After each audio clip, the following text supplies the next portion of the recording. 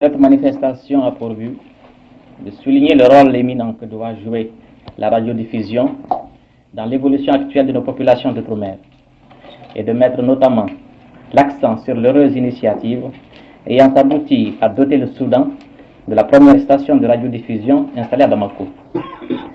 Il m'est particulièrement agréable d'avoir le privilège de présider l'inauguration de Radio Soudan. Cet honneur m'est d'autant plus sensible que je me trouve ici non seulement en qualité de représentant du gouvernement de la République, mais aussi parmi les miens, en tant que maire de la ville de Bamako.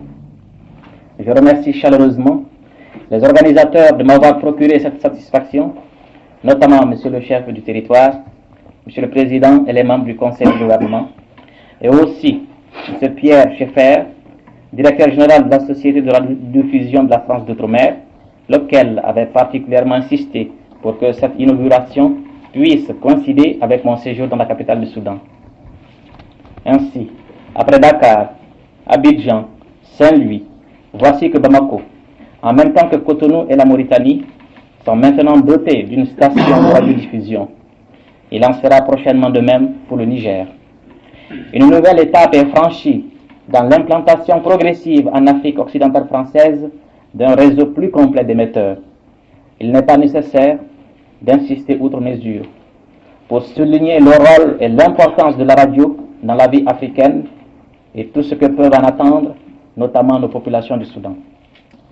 En ces jours où ces populations connaissent les plus grandes transformations qu'elles aient vécues de longue date, où les masses prennent conscience de leur intégration à un rythme accéléré dans le monde moderne, tandis que les élites doivent brûler les étapes pour se rendre pleinement aptes aux responsabilités les plus importantes qui leur sont confiées dans le cadre des institutions nouvelles. La radio est appelée à rendre des services éminents en tant que facteur indispensable de progrès.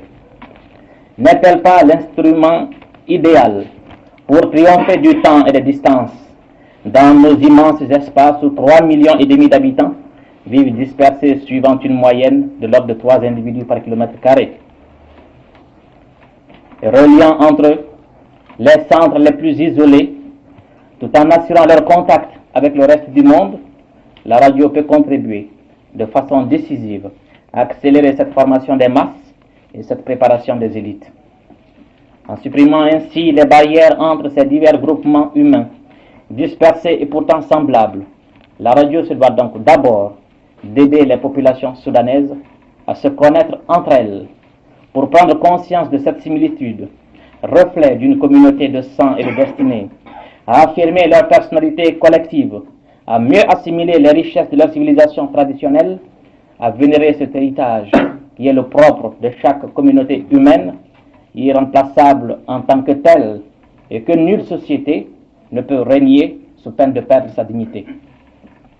Sur un plan voisin, je ne manquerai pas de rappeler que rien ne peut être entrepris de façon féconde sans la participation active et effective des populations intéressées.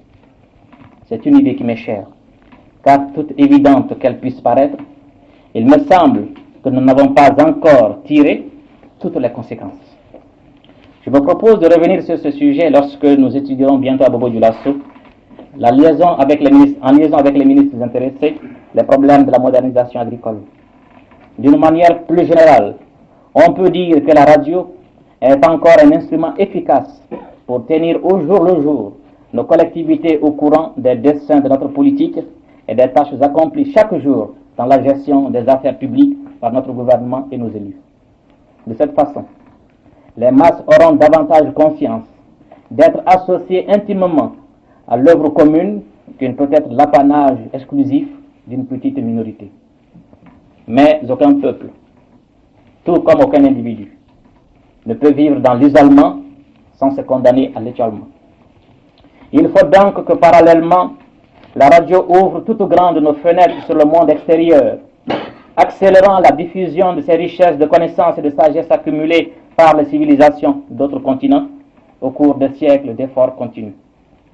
Avant toute chose, nous attendons que cette voix fasse entendre plus largement dans chacun des foyers africains le message de cette langue française qui n'a pas cessé il ne doit pas cesser de jouer un rôle essentiel dans l'évolution moderne de nos pays, tant comme trait d'union entre les nombreux groupes africains aux langues multiples que comme véhicule d'une culture française, trésor incomparable de pensée, de connaissances et de beauté.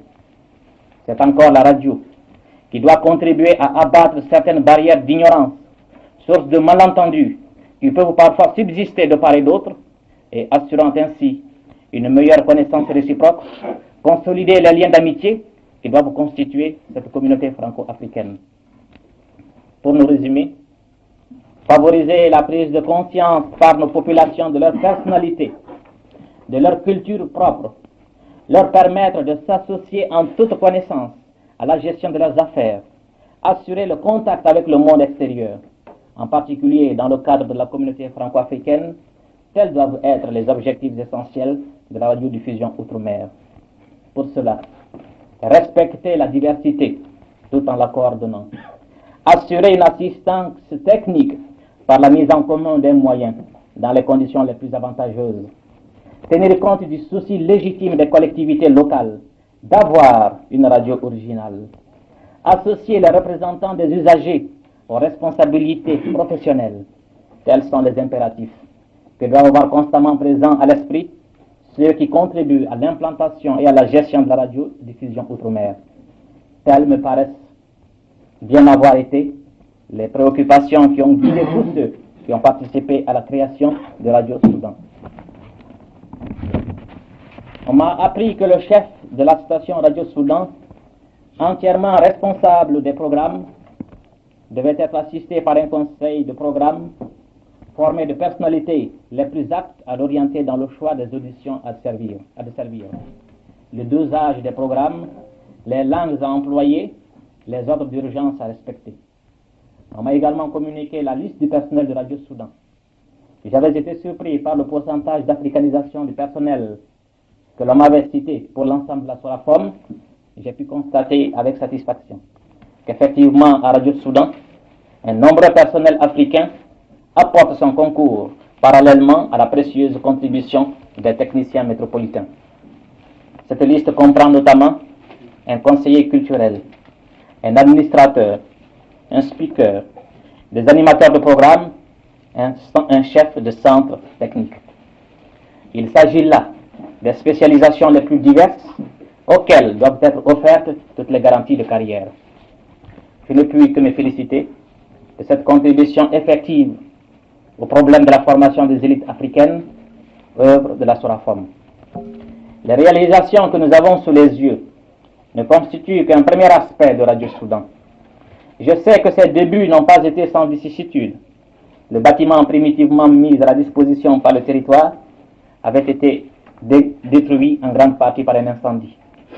Ces difficultés n'ont pas découragé le réalisateur. Dès le 1er août, le nouveau studio a été mis en service. Dès à présent, il est envisagé une dotation en matériel complémentaire destinée à augmenter les moyens de production et de reportage. Un crédit accordé par le FIDES doit permettre cette année d'entreprendre l'étude d'une maison de radio définitive. Il me reste à adresser mes bien vives félicitations à tous ceux qui ont contribué à cette œuvre. Le conseil d'administration de la Sofirad, dans lequel il me plaît de relever le nom de notre ami Tidjani Faganda Traoré, grand conseiller. Le comité directeur du FIDES, le chef de territoire et le gouvernement du Soudan, qui ont mis à la disposition d'importants moyens techniques. M. Schaeffer, l'actif directeur général de la Sofirad, M. Chabanel, directeur de Radio Soudan, enfin tout le personnel africain et européen. Ainsi, la station de Radio Soudan apparaît comme une création continue. Qu'il me soit permis pour en finir de formuler un certain nombre de souhaits pour son avenir. Tel que nous le voyons, Radio Soudan est encore une réalisation modeste.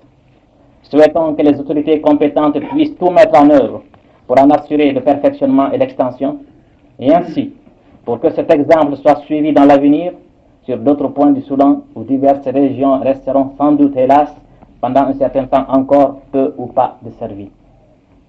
Souhaitons que parallèlement deviennent effectifs les efforts en vue de vulgariser l'usage du poste récepteur dans un nombre croissant de familles africaines, à défaut de quoi une telle action serait sans portée réelle, ne touchant qu'une infime minorité. Je souhaiterais enfin que nos auditeurs soudanais puissent toujours davantage être convaincus que Radio Soudan est réellement leur chose, qu'ils trouvent en elle un véritable moyen de connaissance et d'expression. On se gardera pour cela de ce style d'information qui, suivant l'expression d'un conseil de l'Union française, ne colle pas au réel et n'a aucune portée pratique.